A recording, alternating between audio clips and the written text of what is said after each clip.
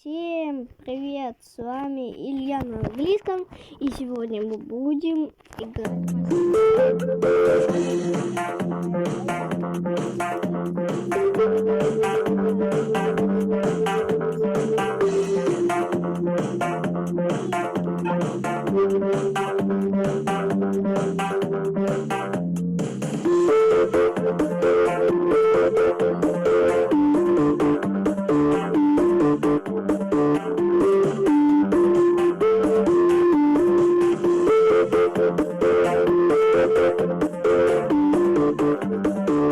видео выложить надо мне. И сразу видео я выкладываю. На улице там, по-моему, дождь идет, либо нет, я не знаю.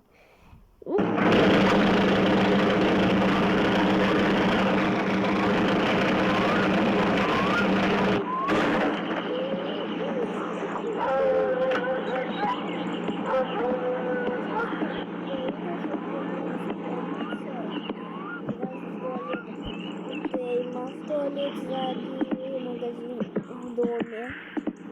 И у Флиттера.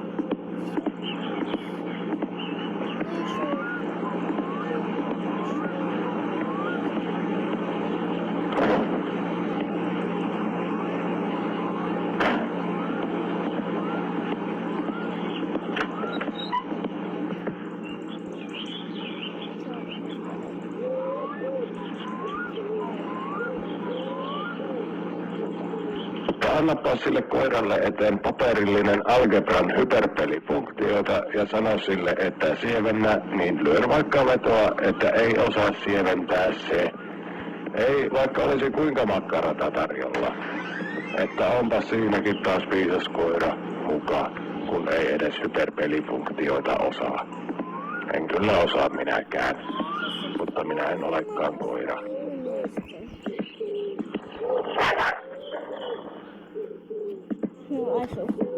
Varo syöminen. Nälkä on ikuinen. Välillä sitä ei tunne, mutta aina se on silti mukana, sillä jostain se aika ajoin pulpahtaa pinnalle, vaikka sitä luuli edellisellä kerralla päässeen eron lopullisesti. Vaan ei pääse, ainoastaan siirtyy nälkä. Panien seuraavaa hetkeä hyökätä, ja kun tulee nälkä, täytyy syödä. Joskus, vaikka ei olekaan nälkä, niin sitä ennakoi jo sitä tulevaa nälkää. Kun tietää, että se on tulossa, niin siirtää sitä vielä etemmäs tulevaisuuteen. Tätä kutsutaan varosyömiseksi. Onhan se ihan hyvä syödä, jos tietää lähtevänsä pitemmälle reissulle hieman varastoon, että elimistö voi sitten sulatella omin tarpeidensa mukaan sitä lihapiirakkaa 2 nakilla. Ruokaisa maha onkin kivempi kuin tyhjä maha tai pieruisa maha, jos sattuu olemaan laktoosi-intolerantikko ja vahingossa nauttii maitotuotteita. Varosyöminen voi kääntyä itseään vastaan.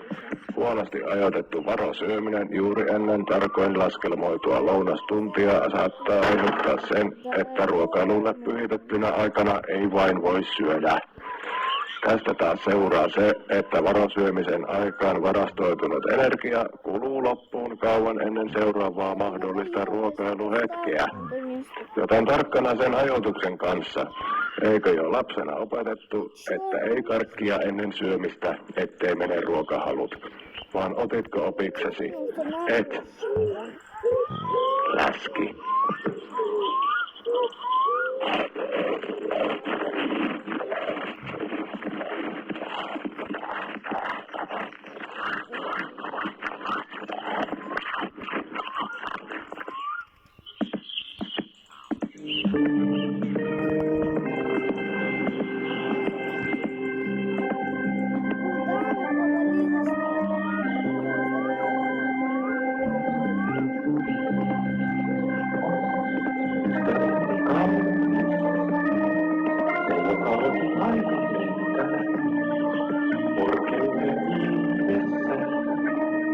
Valkoiset ovat nämä siivet niin kuin postissa.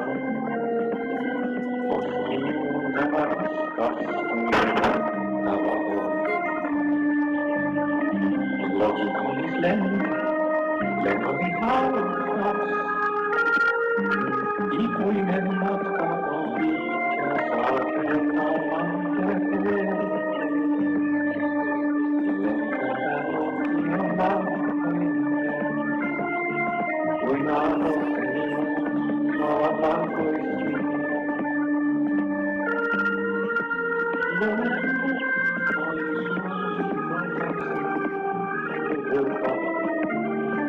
Niin kaunis, niin herkkä, niin koskemaan. Ei sitä on mitään kauhuja, ei tässä luonnollisesti. Luonto, joka on itsessään niin koskematon.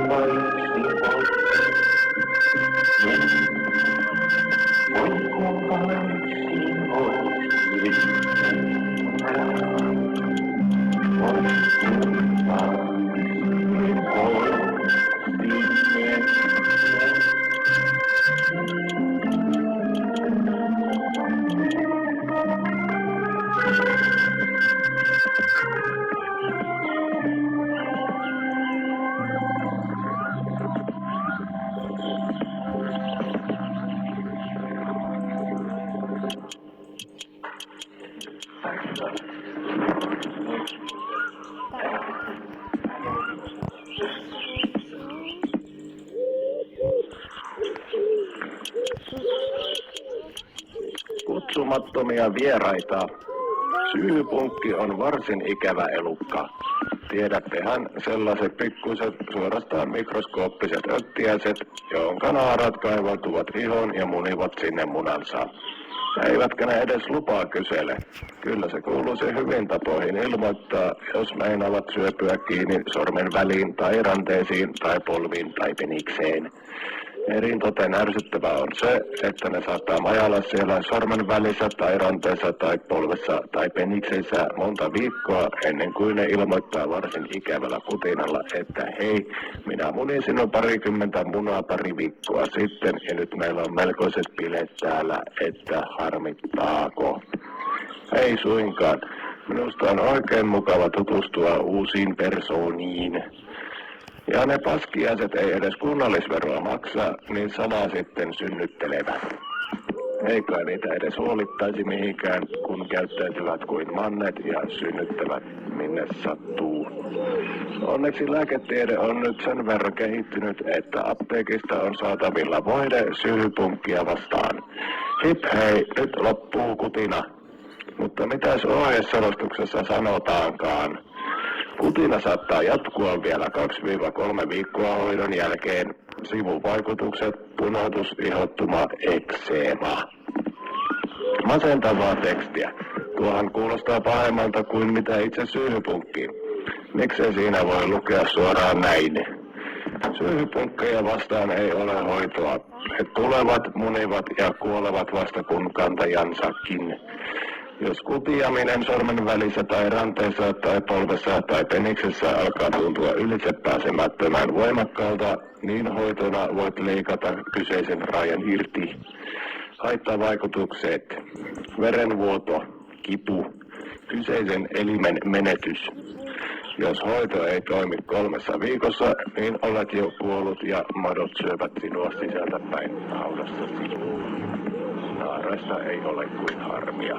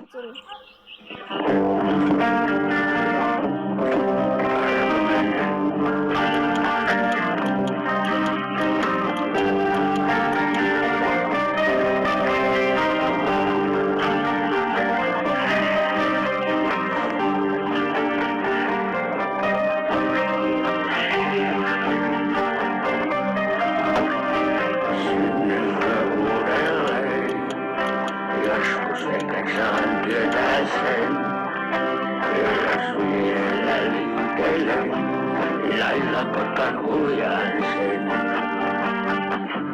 Täti taivassa odottaa,